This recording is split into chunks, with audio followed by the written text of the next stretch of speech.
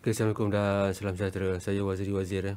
Untuk perkongsian kali ini nak kongsi video ringkas saja tentang tips mengambil gambar portrait individu yang memakai cermin mata.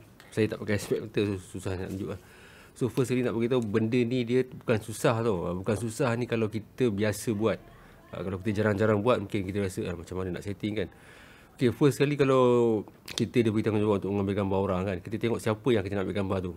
Takkan tiba-tiba customer masuk. Kalau kita yang buat studio ni mungkin walk in customer ni mungkin kita tak tahulah orang tu pakai spek ke tak kan. Ni untuk yang kita dapat assignment ataupun dapat tugasan ataupun dapat klien yang orang call, orang booking. Kita tanya dia, tengok dia orang tu macam mana, dia pakai spek ke tak. At least kita boleh setting awal-awal lah. Okay, untuk kerja-kerja di jabatan ni biasanya kalau kita dapat surat arahan tu ambil gambar VIP tu, kita akan tengok siapa dia lah kan. Biasanya pegawai kerajaan, pegawai tinggi kerajaan, menteri ataupun yang lagi tinggi kan. Kita tengok dia tu pakai spek ke tak. Okay. Sebab apa? Biasanya kita akan set up lampu tu dulu, lampu studio tu dulu, nak tengok macam mana kan. So first kali kalau orang tu memakai cermin mata, setting lampu ni kita tak boleh berdepan tau. Maksudnya dia pakai spek ni tak boleh letak direct macam ni. Memang akan nampak reflection tu. First kali memang dia kena letak tepi, side. Side ni lebih side daripada kita ambil normal portrait biasa yang orang tak pakai spek mata tu. Maksudnya dia kena tepi lagi. Lagi satu, dia kena tinggi daripada spek mata tu. Maksudnya lampu tu. Tapi kita kena tahu juga dari pengalaman saya lah kan. Spek mata ni dia punya kantar ataupun kaca gelas itu tak sama antara orang-orang antara satu jenama ataupun bukan jenama lah, maksudnya jenis kantar tu tak sama tu. Ada setengah tu dia datang setting yang sama, individu tu duduk situ, berdiri situ, kita ambil gambar, dia tak ada reflection langsung, tak ada. Tapi setting yang sama, ada orang lain datang pakai spek juga, nampak orang kata apa, setumpuk reflection dekat mata dia tu. So memang setting tu dia berbeza-beza mengikut spek mata dia tu. Dan kita tak tahu dia punya kualiti lensa kantar tu macam mana kan. Jadi kita tak boleh nak kata okay, ni setting ni tak ada spek. Kebetulan dia pakai spek mata yang memang kurang reflection tu kan. Kita kata ni okey. Lepas tu datang pula orang lain, kita tengok kenapa ada reflection kan. So first kita kena tengok dia punya apa ni, macam saya beritahu lah, kalau dia pakai spek kita letak side dulu, jarakkan ke tepi ni, jangan macam ni, jarak ke tepi sampai kalau flash tu ada modeling light, kita tengok dalam kamera ni kita boleh nampak lah. Kalau nampak kesan reflection tu kita kena kuat lagi lampu tu, flash tu ke sini. Lagi satu, dia kena tinggi daripada arah spek mata dia tu, kita kena tinggi. Kalau flash tu ada kemajukan flash, dia ada modeling light, kita bagi tinggi gambar tu dan kita ambil first shot tu. First shot tu boleh kita nampak dekat mana reflection tu, dekat atas ke, dekat bawah ke. Dan kita boleh buat pertukaran 3 benda, tapi jangan buat serentak tau.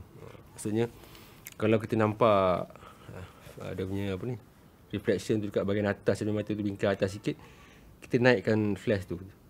Itu saja. Jangan ubah kedudukan kita pun, orang tu tetap maintain di situ. Kita ubah flash tu saja. Okay, bila dah tengok flash tu masih, bila kita dah ubah kedudukan flash tu, bila dah naik atas sikit kan, tengok ada sikit lagi kan.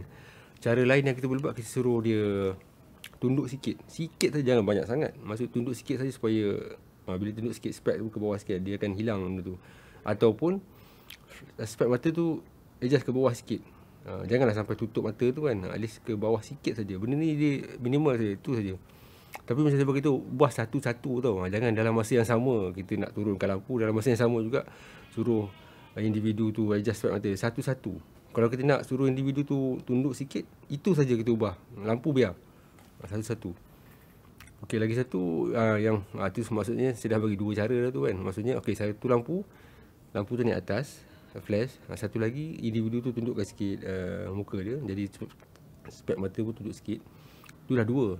Yang ketiga, position kita pula, fotografer.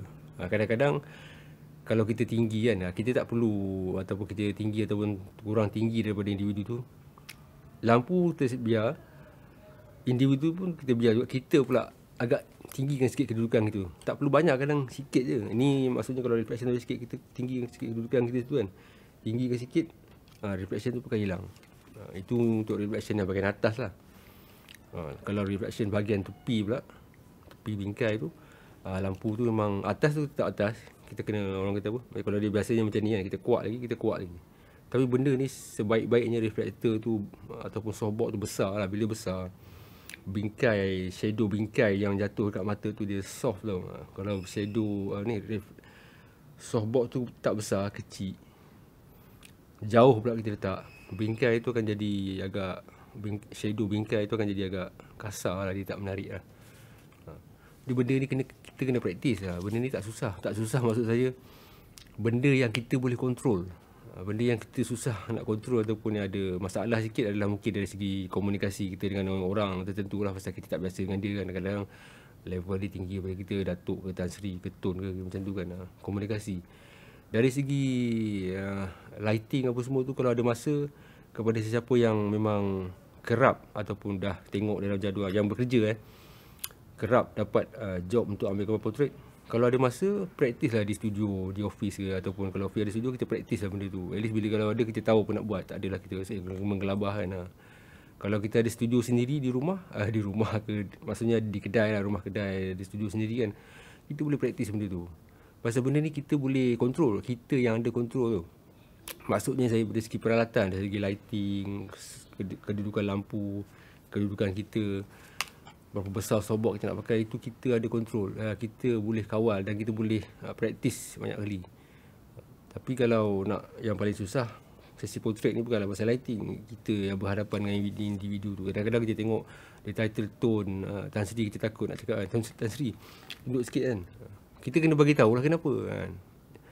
Kita kena bagi tahu individu tu kenapa. Jangan kita cakap macam tu je kan. Kenapa? Tan Sri, tunduk sikit Tan Sri. Spek mata tu boleh tak turun sikit? Ada reflection sikit lah. Ni bagi tahu dekat dia, tunjuk dekat dia kan.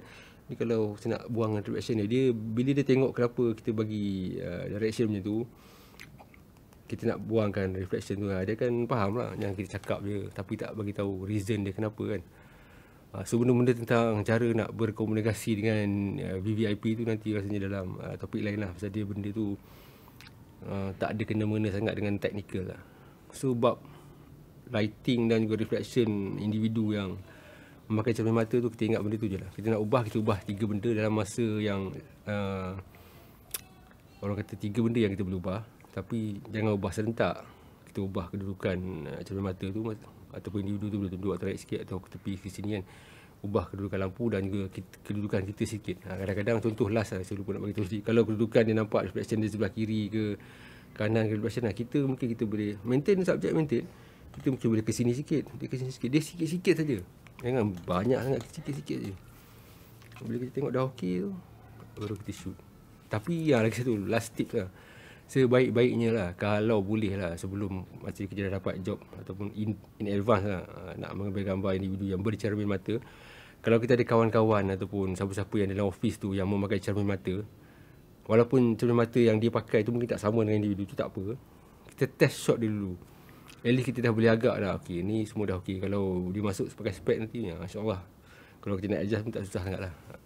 Benda ni kita kena buat. Pasal kalau kita terlibat mengambil gambar VIP tu utamanya, mereka ni masa mereka sangat terhad kan. Mungkin sesi foto mungkin 5-10 minit macam tu je, kita tak ada masa orang kata 1 jam nak shoot dia, pasal dia ada banyak urusan lain lagi nak ambil. Kalau ambil individu biasa, keluarga ke dalam office tu, tu tak ada, mungkin tak ada masalah sangat lah kan. Okay lah, kalau ada apa yang masih tak berapa nak clear lagi, boleh rujuk pula, tulis ruang komen lah. InsyaAllah ada masa nanti saya jawab lah. Okay, boleh.